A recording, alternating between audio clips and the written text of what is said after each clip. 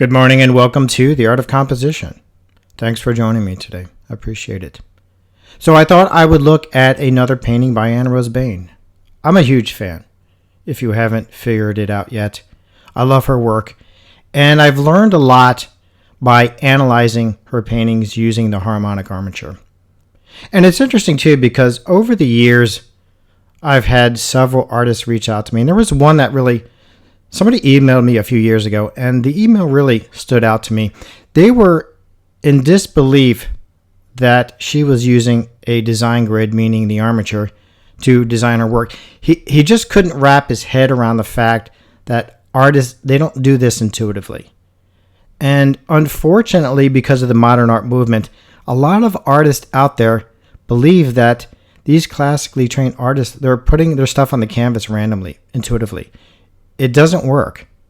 And the classically trained artists will never do that. They don't do it in their alla prima paintings. They don't do it in their plein air paintings. I've never seen an example in all the years I've been analyzing art where an artist would randomly place something on a canvas. So I want to point out a few things with this painting and design. So let me get started. So I was on Anna's website this weekend, and I think this is a new painting because I haven't seen it before. But one thing that stood out to me was there's a lot of horizontal and vertical lines going on here that are very strong. And if you bring this image down smaller to the size of a thumbnail, you'll see all those divisions clearly. Again, she's not placing these divisions randomly. They are calculated based on the harmonic armature. And today I'm actually going to draw the armature out and point out a few of these divisions. I'm not going to point out every single one because I don't want to overwhelm those that are new to this information. You just have to understand that design is not intuitive. You have to learn it like any other skill. The problem too is that a lot of these artists, they're not speaking openly about what they're doing. For example, I've been reading a lot of great books on classical art techniques, and almost none of them talk about the armature. There's only one book that talks about it, and that is Classical Painting Atelier. And Aristides does mention the golden section in Classical Drawing Atelier, but only her book talks about this. However, they're all using it. None of them are going to go to the canvas and just place this stuff based on their feelings because they know it doesn't work. And you have to understand the background of a classically trained artist. They spend years learning these techniques. They're not going to forgo one of the most important concepts to creating art, and that's design. You have drawing first, design comes second, and then color comes third as far as importance goes. So anyway, there's all of these horizontal and vertical divisions going on here. You have horizontals here, and they're just traveling all through this composition. Then you have verticals.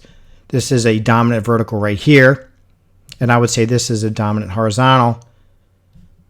And then you have another vertical here. So you have a lot more horizontals than verticals, but you also have a diagonal line in the pillows in the back. And then you have this going on right here. Try that again. So let me show you where some of these divisions are coming from.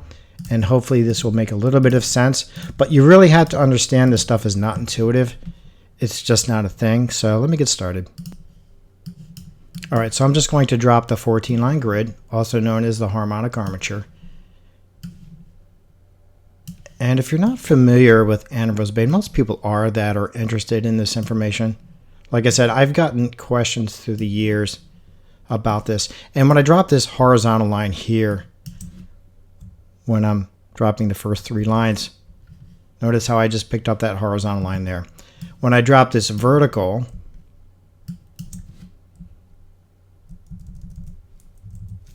I'm getting this short vertical here. So just from a few lines, I can see elements starting to fall into place. By the way, the person that wrote me, they were asking me whether Anna Rose Bain was using dynamic symmetry. I don't know if she uses dynamic symmetry or not. I don't think artists use dynamic symmetry as much as they do the harmonic armature. But I know she's using the harmonic armature. When I just dropped this diagonal line here, notice how I picked up that angle in the pillows behind her. So they were specifically asking me about dynamic symmetry. Like I said, I don't know. because I analyze all work using the harmonic armature because it's more flexible and it's easier to learn. And dynamic symmetry is difficult. But if you want to learn more about dynamic symmetry, you can download Mikhail Jacobs' book on my website. It's a great book for those that want to learn that.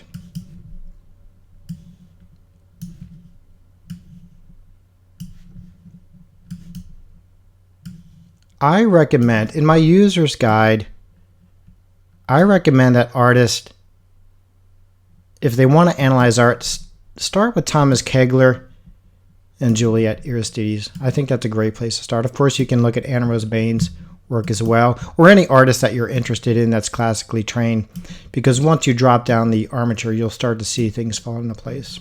All right, I just have a few lines left.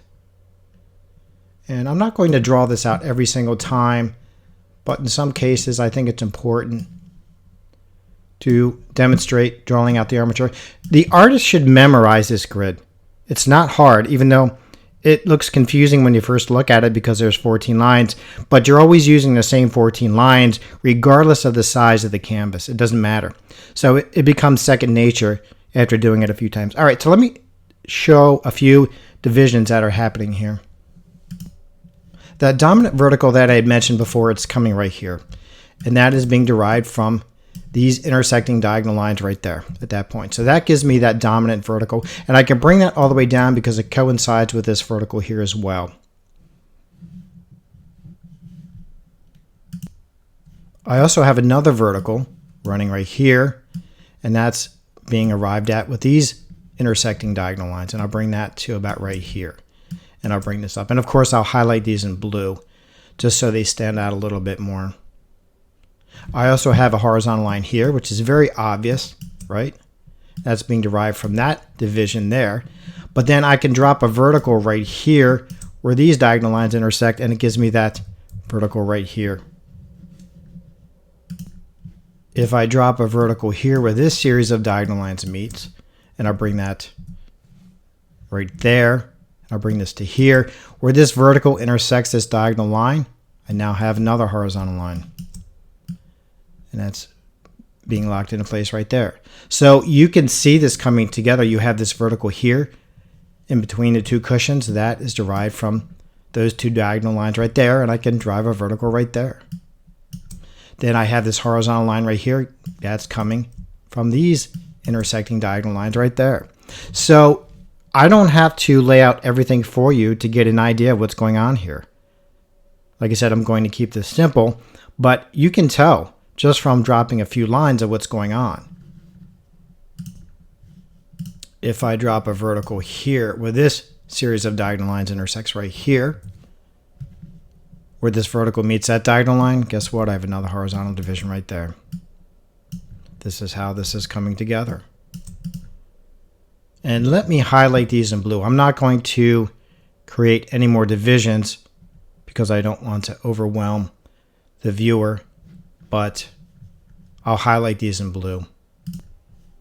You have that dominant vertical right here.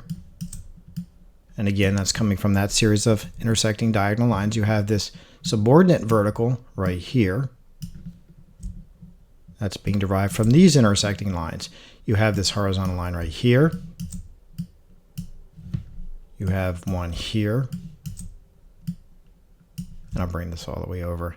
And notice how it coincides, how it encloses the top of this girl's head there. You have this horizontal line right here.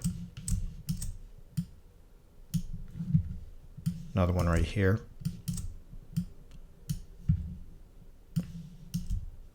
And one right there. You have this vertical here with the cushions. Try that again. Right there. That's a division. And I can bring this all the way over because this horizontal line encloses this area right here. You have this diagonal line, like I said, with the pillows. That's being played out with the armature. You have to remember the armature. The artist can use the armature in any way they see fit. But the artist is always using the armature. Charles Boulot mentions this in the book, The Painter's Secret Geometry. They might use it more or less, but they never forego using it at all. In other words, they're not going to not use the armature. So that's going to be it for today. I hope this makes a little bit of sense. And thanks for joining me. I appreciate it.